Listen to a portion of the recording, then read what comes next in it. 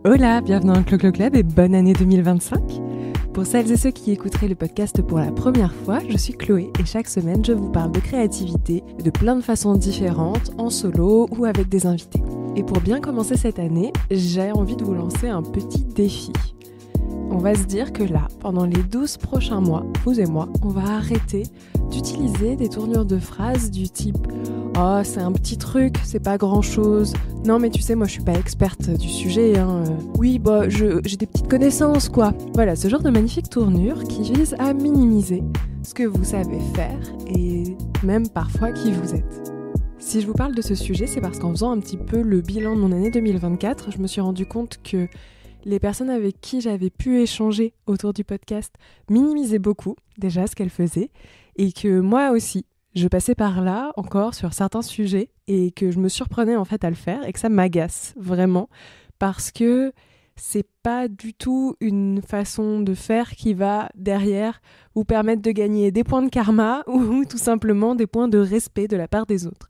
Ça ne va pas vous ouvrir des portes et je trouve qu'on a tendance à confondre le fait de minimiser ce qu'on fait avec le fait d'être humble. Et c'est de ça dont j'ai envie de vous parler aujourd'hui dans cet épisode. Si jamais vous êtes une auditrice, vous êtes d'autant plus concernée par le fait de minimiser ce que vous faites. Parce que oui, et je suis désolée, je vais commencer par là, le biais de genre et de notre éducation, quand on est une femme ou un homme, ça a vraiment un rôle et ça impacte notre façon de présenter ce qu'on fait. Que ce soit d'un point de vue créatif, que ce soit d'un point de vue professionnel, ou comme je le disais au tout début, d'un point de vue plus personnel sur aussi vos compétences, vos qualités. On a tendance à nous apprendre, que ce soit dans la sphère familiale ou à l'école avec des copains, des copines, à ne pas prendre de place, ne pas déranger, respecter les autres, ce qui est très bien au passage, mais à se faire en fait toute petite pour laisser la place aux autres. Et on encourage beaucoup plus facilement, et quand je dis on, c'est la société, c'est pas vous à titre personnel ni moi, c'est un constat. Il y a bien assez d'études sur le sujet, je vous invite à vous renseigner si jamais vous êtes un peu plus dubitatif sur ce que je suis en train de vous raconter. Toujours est-il que on va avoir tendance à inciter les petits garçons à prendre de la place et ça se voit ne serait-ce que par les activités, faire du sport, enfin ce genre de choses, ça prend de la place versus les filles qui doivent être calmes, posées, sages, dans un coin, à faire des choses, à prendre soin des autres. Toute cette culture du care qui est assez connue, donc care en anglais, le soin.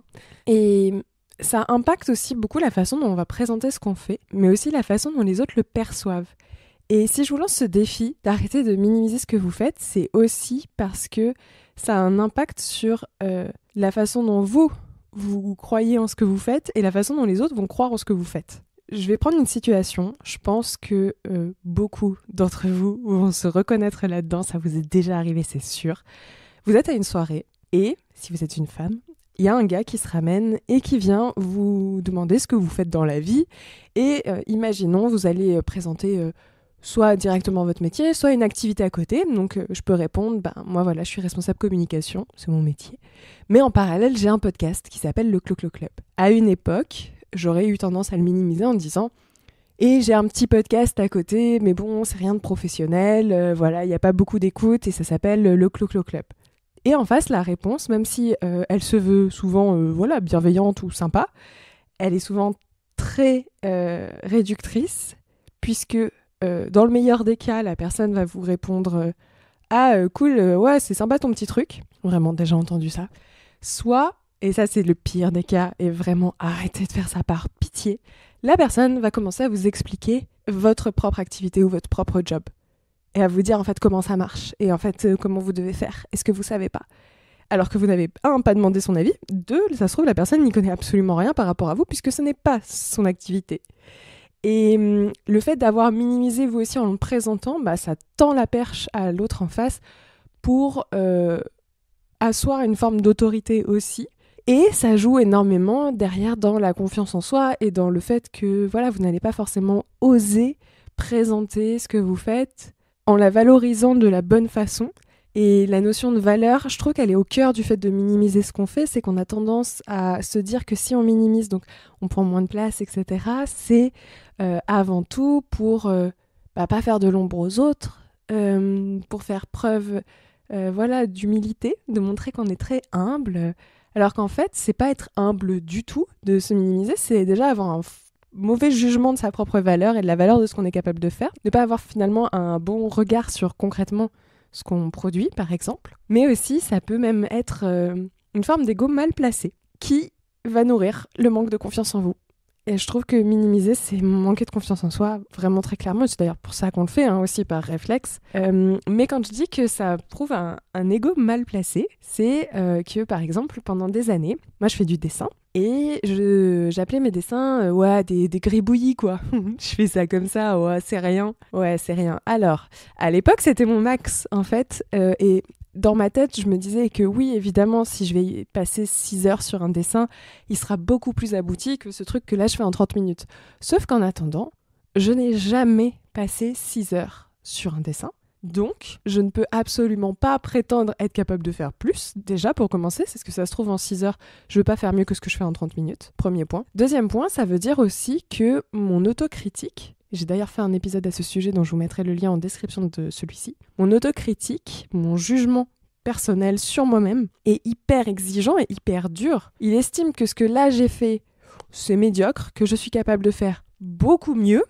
Mais beaucoup mieux par rapport à quoi, par rapport à qui, on sait pas trop, souvent en allant se comparer à des personnes qui exercent par exemple le dessin depuis plus de 10 ans. Je n'ai pas ce niveau-là ni cette prétention en fait, donc c'est très drôle que pour le coup, mon jugement se dise non mais en vrai si j'y passais du temps, quand ce sera vraiment bien, bah oui ce sera ça. Et donc en attendant c'est petit. C'est pas petit, c'est déjà très bien et c'est déjà ce que tu es capable de faire. Et si vraiment tu penses que c'est petit, donne-toi les moyens de tes ambitions et de faire plus grand. Et c'est en ça que je parle d'ego mal placé. C'est se mettre aussi des attentes énormes sur ce qu'on fait, sur ce qu'on pourrait faire, plus exactement. Donc ça paraît inatteignable. Ça donne l'impression, quand on en parle aux autres, que non mais de toute façon je suis capable de faire mieux. Alors qu'en fait ce que la personne entend c'est je fais des petits trucs et ça n'a pas beaucoup d'importance.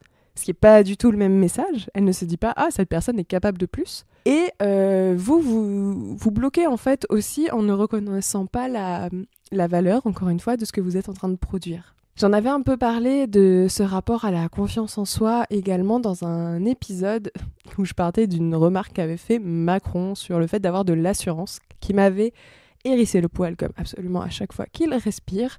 Et en l'occurrence, c'est un peu ce point-là qu'on retrouve aussi dans le fait de minimiser. C'est qu'on a l'impression que quand on ne le fait pas, en tout cas les gens autour de moi, j'ai pu le constater plein de fois, que ce soit avec des amis, que ce soit moi directement ou des proches au travail, des collègues, peu importe. Quand on arrive avec une certaine assurance, on en met un peu à notre place en mode... justement, tu prends trop de place ou t'es bien sûr de toi, dis donc. Faudrait pas avoir trop confiance non plus. De fait, le réflexe est de minimiser en se disant je vais faire attention à pas faire de l'ombre. Alors qu'en fait, si la personne dit ça en face, c'est peut-être elle déjà où il faut qu'elle se questionne sur ses propres compétences. C'est peut-être parce qu'elle se sent menacée. Et j'ai envie de dire, c'est à elle d'occuper sa propre place et de faire ce travail-là. Et c'est évidemment important de respecter les autres, de pas aller leur mettre la pression et un poids horrible sur les épaules. Mais ça sert à rien de se diminuer pour essayer de faire grandir les autres. Et l'autre point aussi par rapport à la sphère professionnelle, typiquement, si on vous dit que vous êtes bien assuré, synonyme de bien arrogant ou arrogante, c'est aussi parce que peut-être vous n'avez pas encore fait vos preuves, ou alors parce que c'est des personnes qui sont habituées à voir des gens arriver qui en font trop. Le but, c'est pas de vous survendre, mais justement d'avoir suffisamment confiance sur là-dedans je suis bonne, là-dedans je suis moins bon. Je suis personnellement sur des missions qui sont très variées dans mon travail au quotidien. Je peux vous dire que sur de la stratégie et de l'éditorial, je suis très bonne et j'ai des facilités et j'aime ça et je sais que ça me prend pas beaucoup de temps. Et je sais aussi que je suis dans une certaine zone de confort par rapport à la production de visuels ou de montage vidéo où j'ai des bases, mais c'est absolument pas mon métier. Je n'ai absolument pas la prétention de dire que je suis graphiste ou que je suis vidéaste. Je préfère largement donner ça à faire à des personnes qui ont la formation et dont c'est le métier. Mais je ne vais pas pour autant minimiser le fait que je sais avoir des bases en montage vidéo et en graphisme. Je vais juste te dire, pour le coup, c'est basique. Mais déjà, le fait de dire c'est basique, c'est que vous avez porté un jugement qui est un peu mieux que « Oh, je fais des petits trucs, mais c'est pas grand-chose ». Le « c'est pas grand-chose », c'est vraiment, encore une fois, vous dévaluer énormément. Et faites l'exercice chez vous.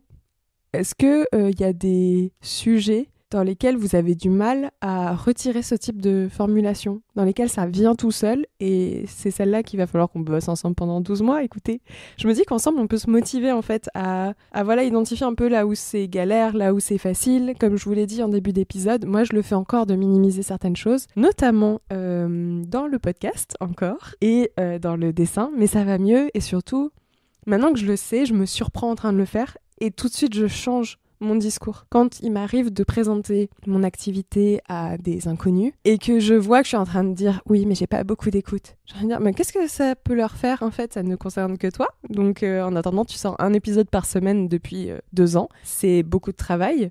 Tu le fais bien. Le montage, il est correct. Continue et ne te dévalue pas. Et donc dis « J'ai un podcast ». Et j'ai pour ambition de faire un live en public en 2025. Ça donne aussi beaucoup plus confiance aux gens en face, ça va vous ouvrir des opportunités, des portes, auxquelles vous n'avez pas forcément pensé. Ça ira aussi plus vite pour mettre certaines choses en place. Vous, ça va vous donner confiance aussi, et ça va vous permettre d'avoir, je pense, un rapport apaisé avec la critique et le jugement. En fait, c'est ok de ne pas être génial partout, et personne ne l'est, mais d'avoir conscience de ses forces et de ses faiblesses, c'est la meilleure façon de gagner confiance en soi et de pouvoir avancer. Plutôt que de se saboter en disant que tout est nul, ou à l'inverse, de prendre la grosse tête en se disant que tout ce qu'on fait est absolument formidable, même si c'est très bien, je trouve, à titre personnel, d'être capable de se dire mais en fait ce que je fais c'est super. C'est aussi important d'y mettre de la nuance et de se dire oui mais bon peut-être que là c'était pas si fou, que là je peux progresser, là je peux apprendre, et être dans cette démarche d'ouverture qui est selon moi primordiale. En gros, plus vous y croyez, plus les autres vont y croire aussi, ça va vous donner confiance, ça va leur donner confiance en vous, et les personnes qui vont rejeter votre présentation ou essayer de la minimiser, ça ne traduit qu'un problème d'elle à elle-même et un problème de confiance en elle. Et je parle en connaissance de cause, j'ai gagné confiance en moi avec le temps. Et c'est drôle parce que les domaines où, pour le coup, je suis super solide sur ma confiance en moi, j'ai toujours quelqu'un en face à un moment pour me dire « Ah oui, mais non, mais pas trop. » Ouais, il parle comme ça, évidemment, sinon c'est pas drôle. Et ces personnes-là, en fait, je la garde, je fais « Oui, c'est parce que t'es pas capable de le faire. C'est pas grave, en fait, t'es peut-être super sur d'autres choses. Essaye pas de me diminuer sur ce domaine-là parce que toi, t'y es pas au même niveau.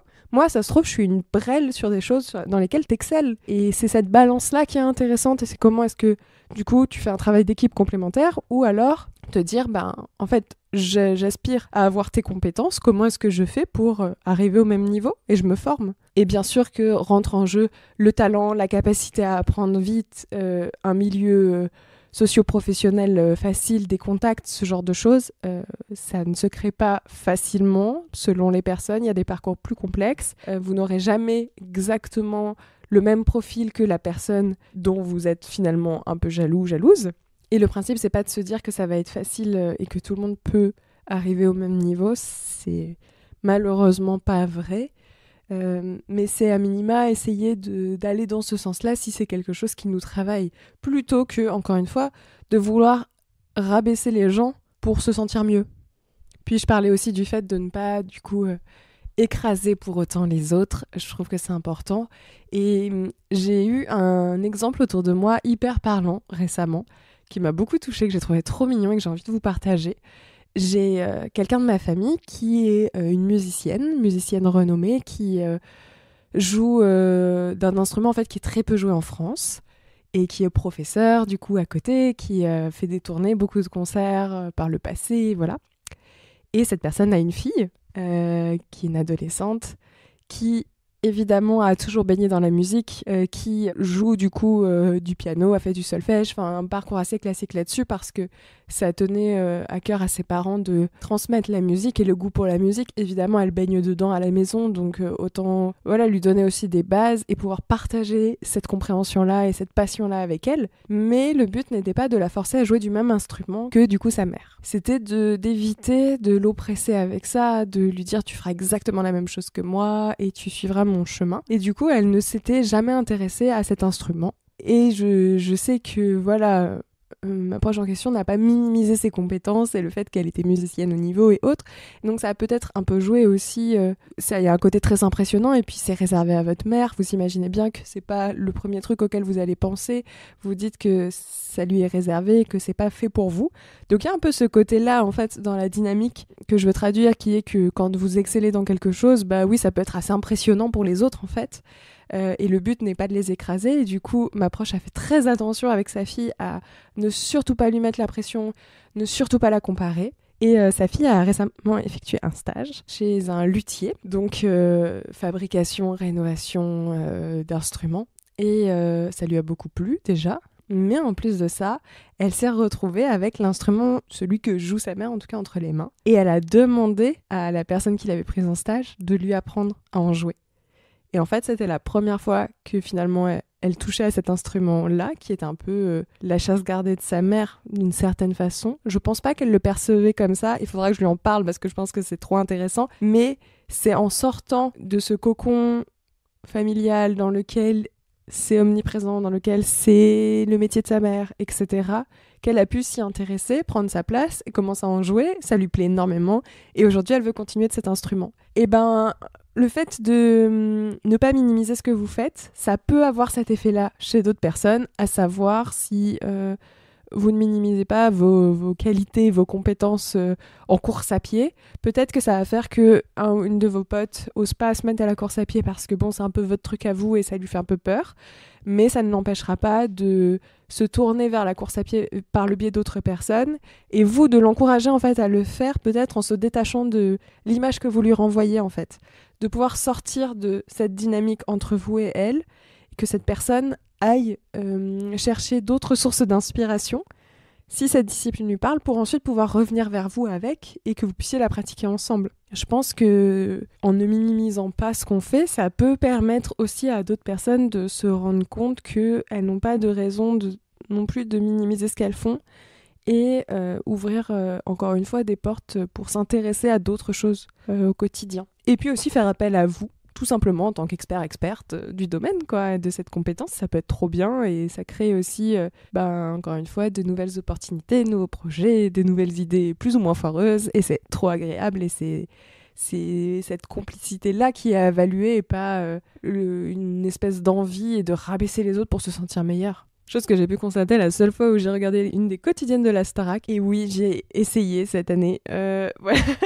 Et où j'ai vu, c'est Marine du coup, qui parle avec d'autres finalistes et qui commence à dire « Non mais vous êtes toutes meilleures que moi, vous chantez toutes mieux ». En se rabaissant en fait pour aller à la pêche aux compliments et où c'était vraiment juste pas très malin et surtout pas très bien fait. Et ça va pas la servir à elle gagner confiance en elle en fait derrière pour aller gérer la compétition. Waouh, je pensais pas parler de la Starac dans cet épisode. Voilà, écoutez, j'espère que ça vous a plu si c'est le cas et que vous aussi vous voulez relever ce défi de ne pas minimiser ce que vous faites cette année. Je vous invite à vous abonner au podcast, à laisser 5 étoiles et un commentaire sur Apple Podcast et sur Spotify. Vous pouvez également partager l'épisode autour de vous. Partagez-le à des potes à qui vous avez envie de lancer aussi ce défi-là, des personnes qui ont tendance à se réduire et réduire ce qu'elles font alors que vous les trouvez géniales et à me partager les pensées que ça a suscité chez vous en m'écrivant directement sur les réseaux sociaux @clocloclub sur Instagram, TikTok et Threads. Sur ce, moi je vous dis à mercredi prochain pour un nouvel épisode. Bye!